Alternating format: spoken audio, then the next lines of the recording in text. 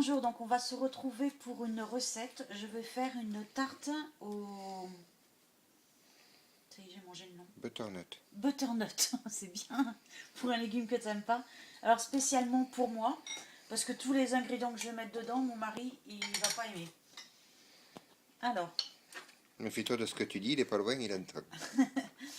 donc moi je suis feignante, donc j'ai mis une pâte feuilletée, mais une pâte brisée fait très bien à faire. Le mieux c'est de la faire vous-même, mais comme vous pouvez le constater, moi être feignante, et moi acheter une toute prête. Donc on fait quelques trous.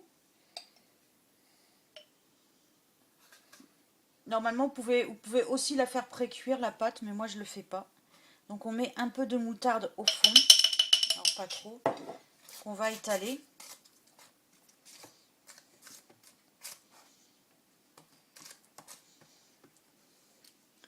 Alors moi j'en mets un petit peu, hein, c'est juste pour donner du goût.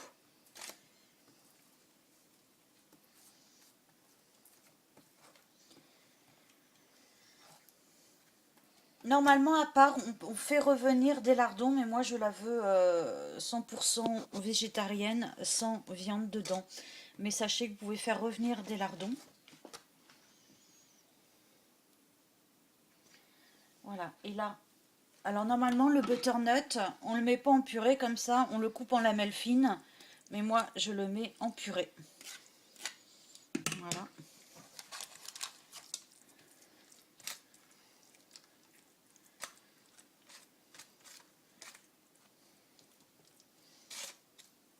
Le butternut, il vient de mon jardin. Voilà, comme j'en ai beaucoup, je fais aussi des gratins. J'en ferai un après avec vous, peut-être. Peut-être si vous êtes sage.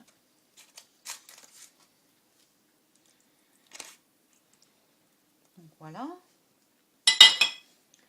Ensuite,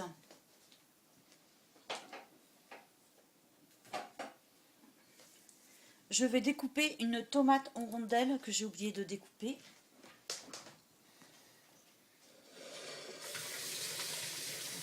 Je couperai s'il y a des trucs à couper, t'inquiète.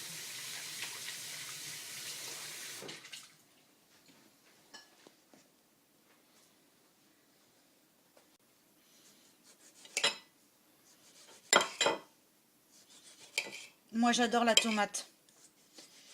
Donc la tomate c'est facultatif, les lardons aussi.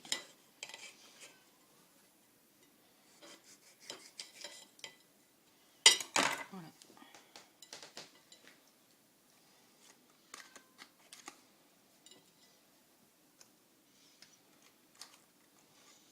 Voilà. Ensuite ici dans cette préparation, alors je vais tout vous donner en grammes. Il y a 200 g de crème fraîche semi-épaisse qui équivaut à une petite brique de 20 centilitres, un œuf et 50 g de lait. J'ai tout mélangé, salé, poivré, et je vais rajouter du sel. Donc, j'ai déjà mis une pincée de sel, mais je vais en mettre plus pour contrebalancer le goût sucré du butternut. Voilà. Hop.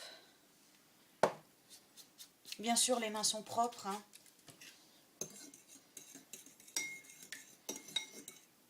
Et je vais verser ma préparation dessus.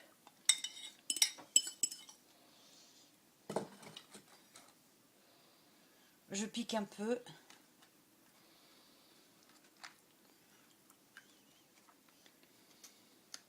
Je pense qu'on aurait pu mélanger le butternut, la purée, avec la crème.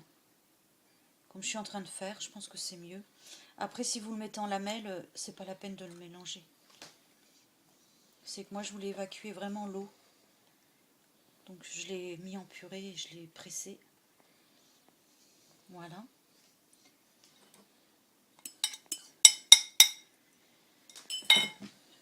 Ensuite, on va prendre 100 g de chèvre frais. Là, pareil, je prends le chèvre parce que mon mari, il en a marre, il ne veut plus le manger. Donc, je vais m'en servir. Si vous n'aimez pas le chèvre, vous pourrez très bien mettre du comté. Voilà, le comté va très bien. Après, du gruyère. Voilà. Donc j'émiette mon chèvre.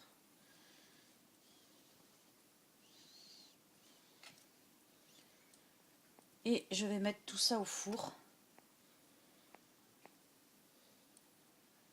Alors je vais le mettre dans un premier temps à 220 pendant 25 minutes on va dire. Et je vais le surveiller.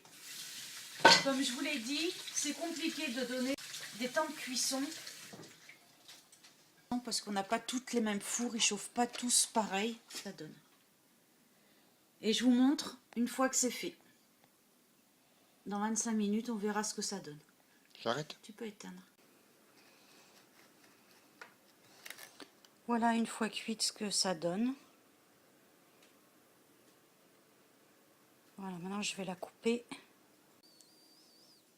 Voilà, couper ce que ça donne.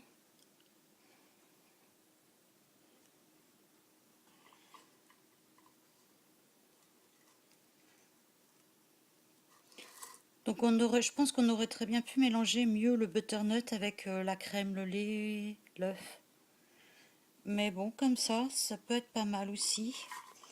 Donc je vais goûter ça. Une chose qui devrait être bon dessus, si vous aimez, c'est de la coriandre. Ou d'autres herbes fraîches. Voilà. Moi, j'adore la coriandre, donc j'aurais bien vu de la coriandre dessus, mais malheureusement, j'en ai pas. C'est une herbe que je n'arrive pas à faire pousser. J'ai beaucoup de mal avec la coriandre. Après, vous pouvez mettre d'autres herbes fraîches que vous aimez. Cerfeuil, origan. Qu'est-ce qu'il y a d'autre? Basilic, je sais pas. Quoique j'ai mis de la tomate, donc pourquoi pas. Faut voir. Suivant vos goûts. Ouais. Mais de la coriandre, ça m'aurait bien tenté dessus. Voilà, alors je viens de goûter. C'est super bon. En tout cas, moi, j'aime. Effectivement, de la coriandre, ça aurait été bien meilleur parce que j'adore la coriandre. Mais sinon, l'ensemble va très très très bien ensemble. Voilà, j'adore. Bon, par contre, bien sûr, il faut aimer le butternut, hein, vu que c'est quand même l'ingrédient principal. Voilà, mais moi j'adore. Et en fait, c'est pas trop salé, hein. J'ai eu peur quand j'ai regardé la vidéo et que j'ai vu toutes celles que j'avais mis la deuxième fois. Mais en fait, non, c'est pas du tout salé, hein. Donc vous pouvez mettre 2 voire 3 pincées de sel ou 2 très grosses pincées de sel. Voilà, ben j'espère que ma petite recette vous a plu. Je vous embrasse et je vous dis à bientôt.